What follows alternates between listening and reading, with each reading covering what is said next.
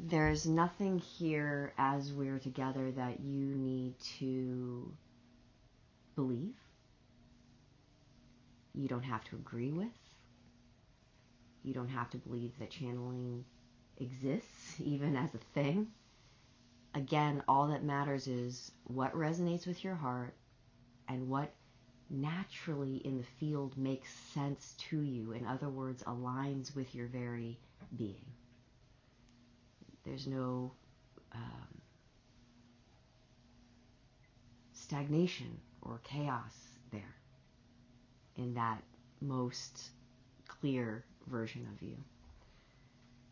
And the heart is this pumping, massive mechanism that's constantly inviting us.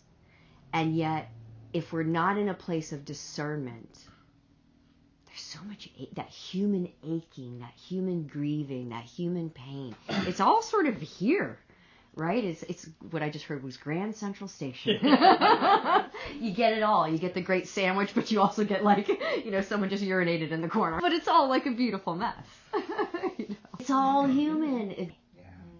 And part of what is in the way is all of those old feelings that we've gathered from trying to fit in whatever circumstance, in whatever moment, up until this point, right?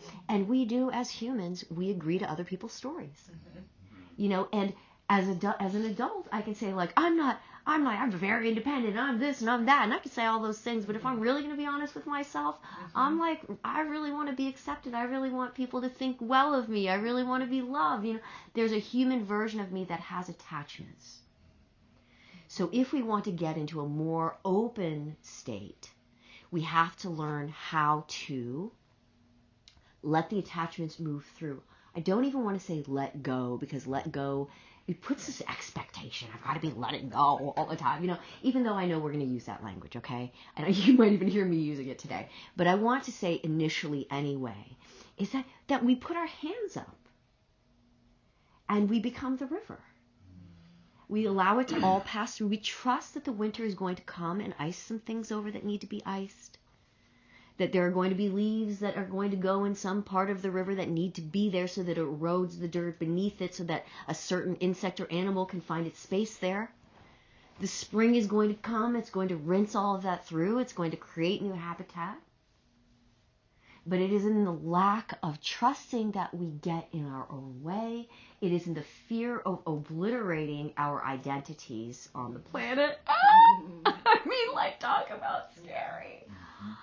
Your identity as a family member, as a mother, as a child, as a sibling, as an employee, as someone who lived in the United States or has this cultural heritage or whatever this is, right? All of these attachments, but today we come together as source.